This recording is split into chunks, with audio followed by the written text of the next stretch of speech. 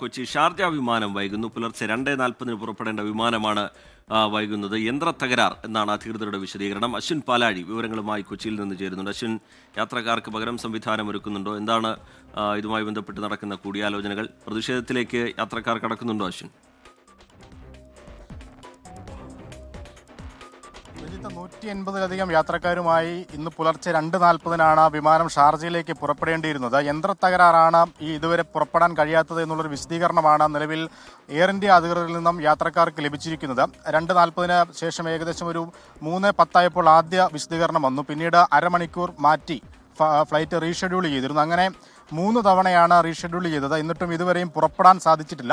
ഈ യന്ത്രത്തകരാറ് ഇതുവരെ പരിഹരിക്കാനായിട്ടില്ല എന്നുള്ളതാണ് വിമാനത്താവള അധികൃതരിൽ നിന്ന് നമുക്ക് അറിയാൻ കഴിയുന്നത്. ഇപ്പോൾ വിമാനം റൺവേയിൽ നിന്ന് അല്പം മാറ്റിയിട്ടുണ്ട്.